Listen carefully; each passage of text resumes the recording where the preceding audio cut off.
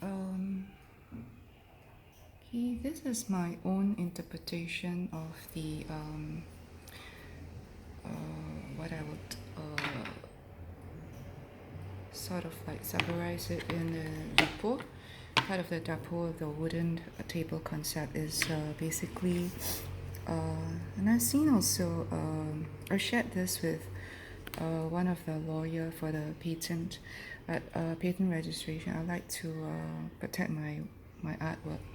So I've actually readapted this and made it to be a little bit of the Dapur concept, where it's part of my childhood and growing up years, where I've actually really helped my mom, and I was the one who went to buy charcoal, right, in a brown bag from the shop. These are the bits of the charcoal from the cooker hood, which happened to have the filter actually somehow disintegrated, and some of these things came out.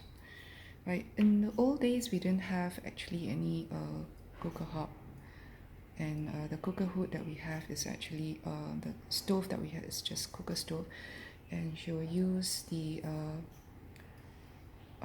it's called a charcoal burner, which I don't know where she bought from, and she would actually use that for making what you call it, I think some of the clay pot soups or clay pot rice, but I'm actually in charge of helping her in terms of putting the charcoal, real charcoal, to the charcoal to the cooker stove, and actually before transferring into the charcoal burner, and from there, and then that's how she does it. Sometimes she makes like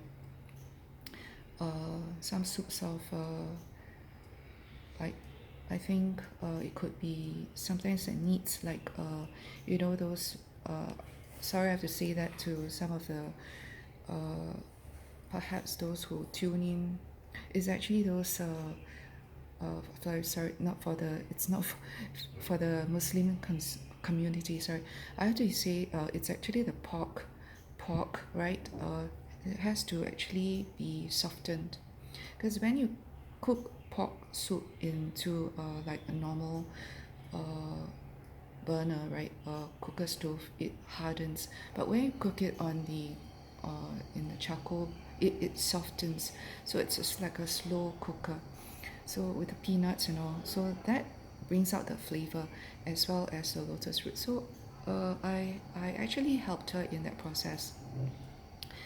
So and this is a representation of this is my own drawing of the clay pot that she uses.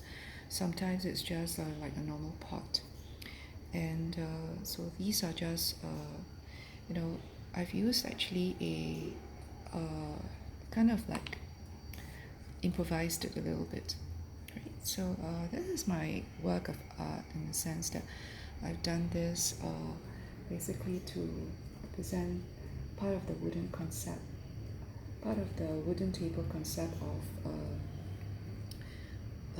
what I would say the Dapur, right? It's which I have conceptualized, oops, and basically I would like to kind of like put this all together. Why carrier? Carrier is just basically the person who, the person who actually goes and get things done, right? So in a way that I was that contributing factor to some of the meals back then, right? So I just like to capture all these. Right? This is my the food basket that I've done, right? It's a little bit busy, but it will actually let you know that these are all conceptualized by myself.